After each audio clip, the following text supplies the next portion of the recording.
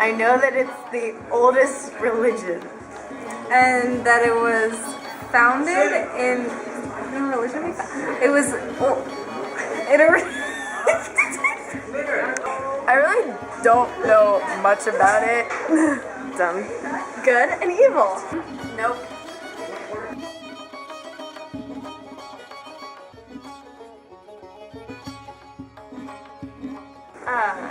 Somewhere in Iran, maybe?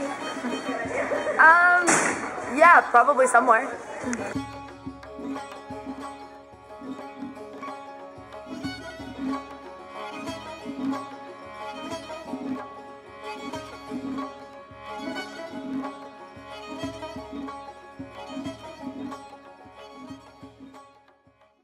Very few people actually know that Zoroastrianism was the first monotheistic religion to be practiced in the Middle East. According to historians, Zoroastrianism was founded by a prophet named Zoroaster, and Zoroaster claimed to have received a message from Ahura Mazda. This message changed Zoroaster's view on worship, as he believed that only one creator God was worthy of being worshipped. After Zoroaster received his vision, he began teaching his beliefs to others.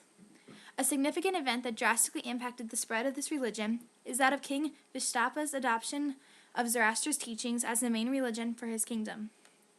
Invasions are the main reason to blame for the fall in the Zoroastrian community, as Alexander the Great's army invaded the Achaemenid Empire. They plundered libraries and torched sacred texts about Zoroastrianism. Muslims are also to blame for the decline of Zoroastrianism as they invaded Persia in 637 AD. Many changes over time from the Persian Empire to modern-day society have occurred, whether it's being able to convert or having the ability to have mixed marriages. Zoroastrianism is the world's oldest monotheistic religion, and it is still practiced today. Not many people know of the practice of Zoroastrianism because it has so very few followers. There are about 400,000 Zoroastrians in the world, and about only 200,000 practice the religious rituals. The Zoroastrian religion has multiple texts, including the Avesta, which is a body of sacred writings relating to the religion.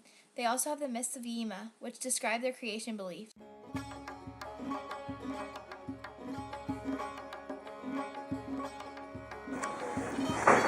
What is it like living in a society where there are not many Zoroastrians?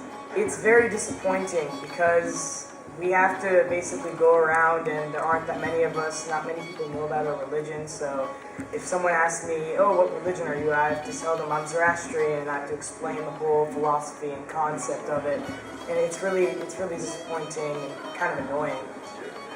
Can you tell us about your God? Well, we have an intrinsic God, which means like God's all around us. I'm God, you're God, God's everywhere. So basically, I'm not saying there's an external God that's controlling everything or anything like that, or an internal God that's like inside all of us, but just basically everything around us is essentially God. Nature is God. That's essentially the idea. Do you have a community of believers at Oakton your age or in this area? In this area, most definitely yes. We have a lot of people. I'm in an organization called SAMWE, which is the Zoroastrians of Metropolitan DC. There's one other Zoroastrian in this school that I know of. Do you have any personal religious items you would like to share? Actually, I brought myself a fravahar, which is basically our version of a cross. It symbolizes so many things. I'm just going to talk briefly about it. So the head is of an old man, saying basically that as when you grow old and you pass on, you basically return to God, you return to nature. This center circle represents your soul and the fact that your soul never ever dies out. These wings are basically representing good thoughts, good words, good deeds. And if you notice that the man is facing forward, meaning that he's going to move forward. And these wings, being above this lower body area, mean that if you use them, you'll fly forward. These two bottom areas, represent Sapantamanu and Angermanu. Now, you've actually seen this a lot, like in the movie Emperor's New Groove, when Kronk actually sees the angel and the devil. That's essentially what it is. The Angermanu is like the devil who's trying to make you pick the bad choice. And Pantomime is the angel is trying to make you pick the good choice. It's wonderful. And this tiny tail right here represents the bad thoughts, bad words, bad deeds, which is below the upper body, saying you want to avoid that to excel forward. And that's just a brief talk of this item. What is Nowruz? Nowruz is our new year. It's usually on March 20th or 21st because our calendar is much different from the Gregorian calendar. And usually what Nowruz is a lot of families come from where they live to other areas. Like, we have family in California, so they'll come over here and everyone will get together. We'll have conversations. We'll basically talk about our lives. We have a table that we lay out at Nowruz, which has tons of different stuff that represents things. Like, I believe apples represent life and spirituality. And so Nowruz is basically a time where everyone gets together. A lot of the kids receive gifts when they go to people's houses, make them feel better. And yeah. What is it like having to go to school even while you are celebrating?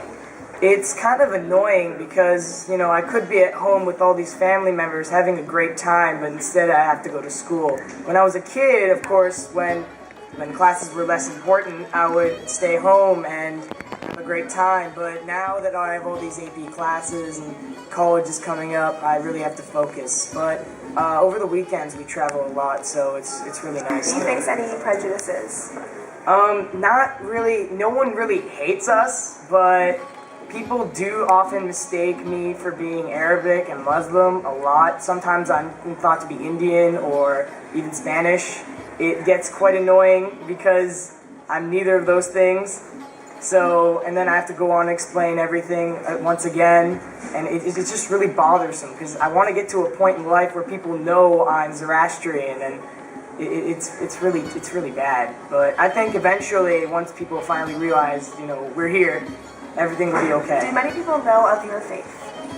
Recently, a lot of people have been actually asking me, like, oh yeah, I've heard about your religion and stuff, although I still have to explain it though, but a lot more people than a while ago knew about our religion. Like, before, no one even knew we existed, and it's really bothersome. And so now it's like people are starting to realize we're here, and I'm getting a lot more comments. It could just be because I'm getting older, but it's really nice now. People know what we are and what we're about.